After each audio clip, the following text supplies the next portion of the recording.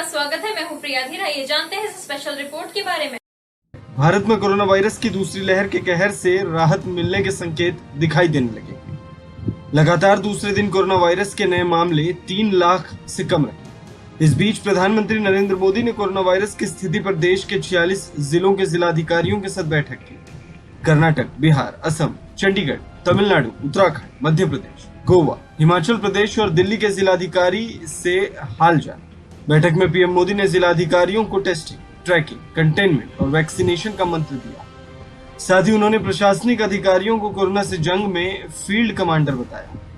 PM Modi ने जिलाधिकारियों के साथ बैठक में कहा कि हमारे देश में जितने जिले हैं उतने ही अलग अलग चुनौतियां। एक तरह से हर जिले की अपनी अलग अलग चुनौती। आप अपने जिले की चुनौतियों को बहुत बेहतर तरीके से समझते हैं, इसलिए जब आपका जिला जीतता है तो देश जीतता है।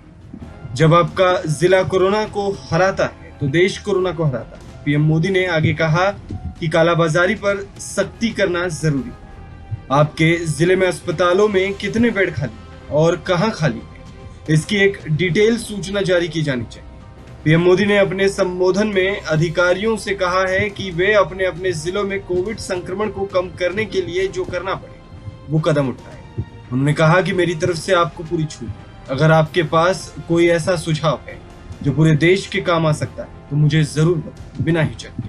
पीएम मोदी ने कहा कि कम होते आंकड़े देख लापरवाही न करें। उन्होंने ग्रामीण क्षेत्रों में ध्यान बढ़ाने का निर्देश देते हुए कहा कि इस समय कई राज्यों में कोरोना संक्रमण के आंकड़े कम हो रहे हैं, कई राज्यों में बढ़ रहे हैं। कम होते आंकड़ों के बीच हमें ज्यादा सतर्क होने की जरूरत है। पीएम मोदी ने कहा कि पीएम केयर्स की ओर से हर जिले के अस्पताल में ऑक्सीजन प्लांट लगाए जा रहे हैं।